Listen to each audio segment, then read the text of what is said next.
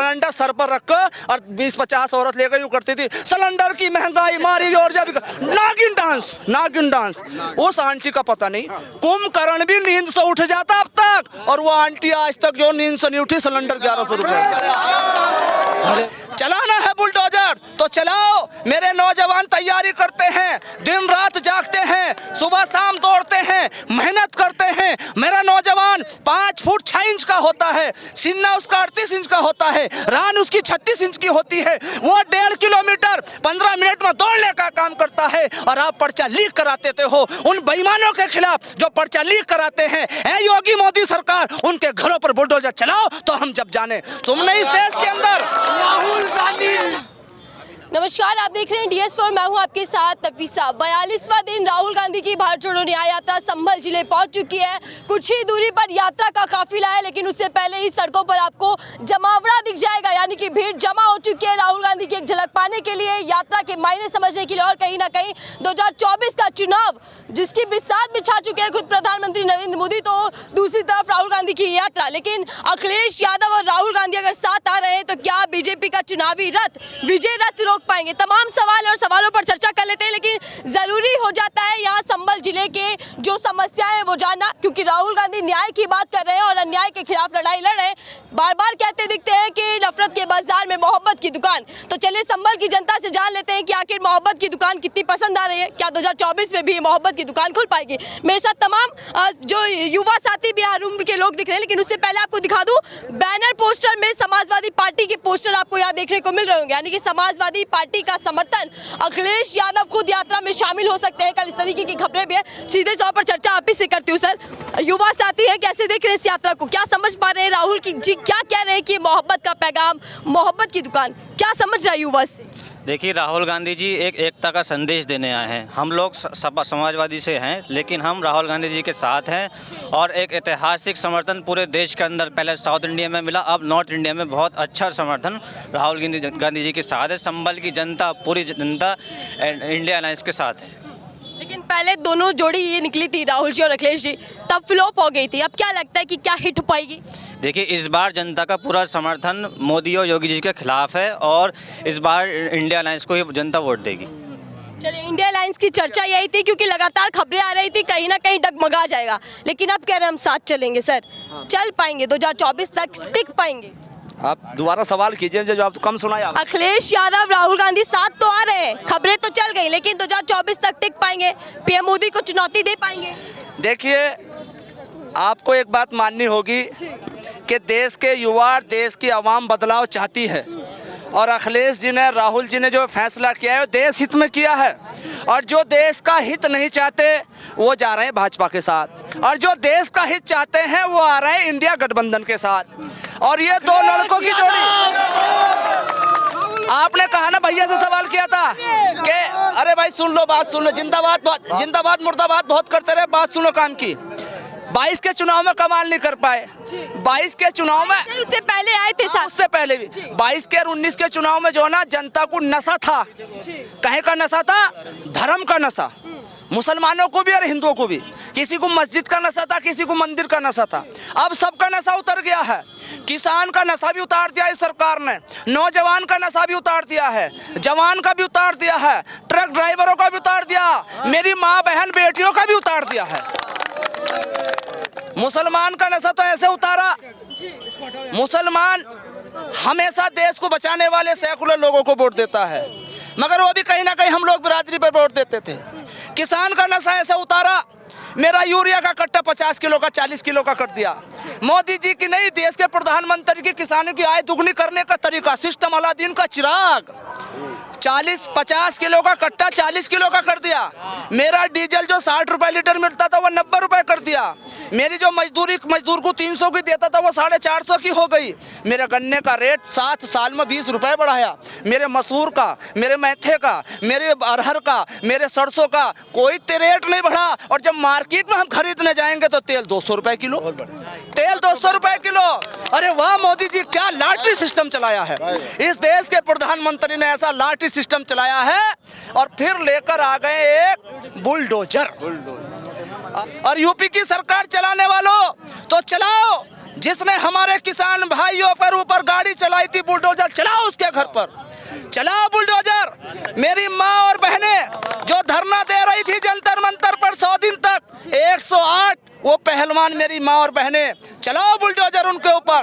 चलाना है बुलडोजर तो चलाओ। मेरे नौजवान तैयारी करते हैं, दिन रात जागते हैं, सुबह शाम दौड़ते हैं, मेहनत करते हैं। मेरा नौजवान 5 फुट 6 इंच का होता है, सीना उसका 38 इंच का होता है, रान उसकी 36 इंच की होती है। वो 1.5 किलोमीटर 15 मिनट में दौड़ने का काम करता है और आप पर्चा लीक कराते हो उन बेईमानों के खिलाफ जो पर्चा लीक कराते हैं। ऐ योगी मोदी सरकार, उनके घरों पर बुलडोजर चलाओ तो हम जब जाने। तुमने इस देश के अंदर, राहुल गांधी आपने हमेशा इस देश के अंदर बांटने की राजनीति की है।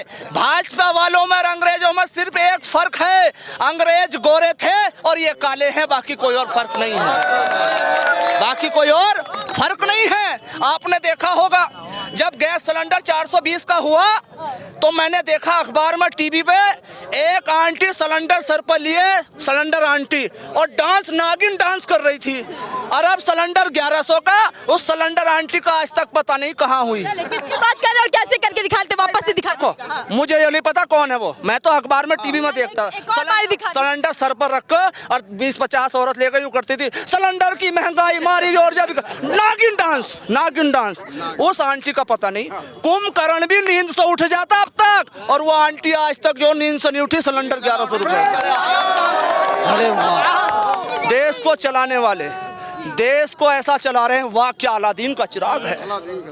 ट्रक ड्राइवरों को कानून ला दिया और उसमें मुसलमान, देखिए सबसे पहले कितनी प्लानिंग से काम करते हैं। जैसे एक सपेरा सांप दिखाता ना, या मदारी गांव में मदारी तमाशा दिखाना आता, तो वो कहता बच्चों से कि बच्चों अगर तुमने आटा नहीं ला के दिया, चावल नहीं ला के दिया, तो ये मोटा सांप रात को आपके सपने में आएगा।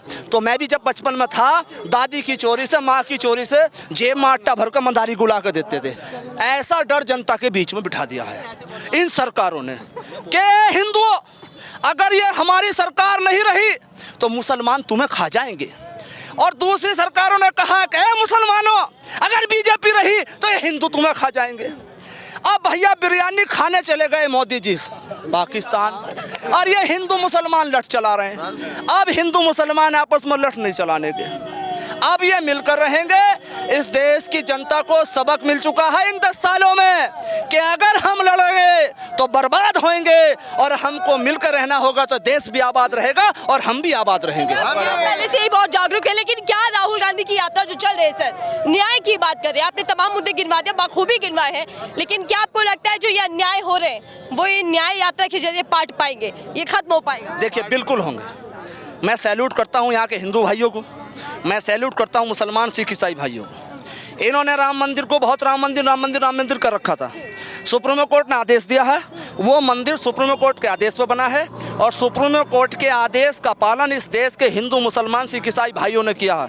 मगर मैं बड़ी ही अफसोस के साथ कहूँगा, उस रामचंद्र भगवान को, मर्यादा पुरुषोत्तम को इतना बदनाम करने का काम किया है किसी ने नहीं किया है। मर्यादा पुरुषोत्तम रामचंद्र भगवान ने सत्ता पाने के लिए सौतेली माँ का वचन निभाया था, लात मारी थी राजगद्दी में, और अपने सौतेले भाई को, भरत को राजगद्दी पर बैठाकर और माँ का वचन निभाने के लिए 14 साल का वनवास काटा था। राजगद्दी पाने के लिए उन्होंने, रामचंद्र भगवान ने, सुनो भाई बात सुनो, रामचंद्र भगवान ने गीता को कुरान से नहीं लड़ाया, मंदिर को मस्जिद से नहीं लड़ाया। रामचंद्र भगवान के जमाने में माँ बेटियों की इज्जत नहीं लूटी गई। रामचंद्र भगवान के जमाने में किसानियों पर गोली नहीं चली है। रामचंद्र भगवान के जमाने में बेकसूरों के घरों पर बुलडोजर नहीं चला है। रामचंद्र भगवान ने तो पाक पवित्र सीता मैया को एक धोबी के कहने से अग्नि परीक्षा से गुजार दिया था। और ये रामचंद्र भगवान का नाम बदनाम करते हैं, मर्यादा पुरुषोत्तम का नाम बदनाम करते हैं। पीएम मोदी कह रहे थे कि अब कांग्रेस पार्टी को 100 साल तक वनवास पर भेज दीजिएगा, लंबा वनवास कटवा दीजिए। अरे आपको नहीं पता, ये नारा दे रहे 400 पार। अब नया नारा नहीं सुना जो जनता दे रही है, मैंने सुना, आपने भी नहीं सुना। मीडिया को तो सुनाई नहीं देता, मीडिया को तो भाजपा की सरकार जो मंत्री है उनकी बहुत सुनाई देती है। और मैं ये कह रहा हूँ, मेरा ये कहना है, देश के 4 स्तंभ हैं जिसमें एक मीडिया भी है। इस देश में तुम्हारी ईमानदारी की बहुत सख्त जरूरत है। अगर 2 लोग बेईमान हो जाए तो काम चलेगा, अगर सारे हो जाए तो नहीं चलेगा। अब नारा है इंडिया गठबंधन 400 पार और भाजपा हो गई है फरार। भाजपा को फरार कर रहे हैं और बाखूबी तमाम चीजें गिनवाई। हालांकि देखिए यहाँ पर जो रोड है वो पूरी तरीके से बंद हो चुका है क्योंकि पब्लिक इस यात्रा को देखने के लिए, राहुल जी को सुनने के लिए यहाँ पर जमा हो चुके हैं। बातचीत कर लेते हैं कि मैं आप ही से एक आखिरी सवाल लेती हूँ सर। 2 जोड़ी पहले भी आई थी, 2 जोड़ी यानी कि राहुल जी और अखिलेश जी एक बार फिर से साथ आ रहे हैं। इस बार कमाल कर पाएगी या फिर से विफल हो जाएगी ये जोड़ी? देखो पत्रकार जो ना बार बार 2 जोड़ों का जिक्र करेंगे। आदमी जब कुछ काम करता है और उम्र के साथ आगे बढ़ता है तो उसको तजुर्बा होता है। ये 2 जोड़ी 10 साल पहले थे युवा, अब हो गए बुजुर्ग।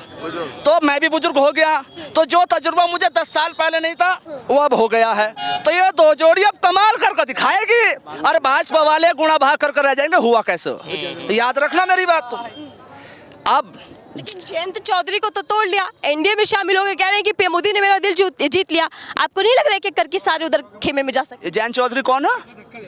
कौन है जयंत चौधरी? मैं नहीं जानता, मैं जयंत चौधरी को नहीं जानता। बताओ कौन है? मैंने तो एक नेता का नाम सुना है जो पता नहीं उसका नाम क्या है। 2 MLA की, 2 तो MP की सीट, उसकी देखो कीमत कितनी बड़ी। 2 MP की सीट, 1 राज्यसभा और 2 मंत्रालय, उस पर वो चला गया। वो जयंत हो ही नहीं सकता। जयंत तो स्वर्गीय चौधरी चरण सिंह, किसानों के मसीहा, उनका पोता है। और स्वर्गीय चौधरी चरण सिंह का पोता ये छोटा सा समझौता कर ही नहीं सकता। तो मैं जयंत को नहीं जानता कौन है। जनता है, हालांकि नेता अपना आकलन लगाते हैं, अपनी रणनीति बनाते हैं। दूसरी तरफ जनता भी अपनी रणनीति बनाकर तैयार है और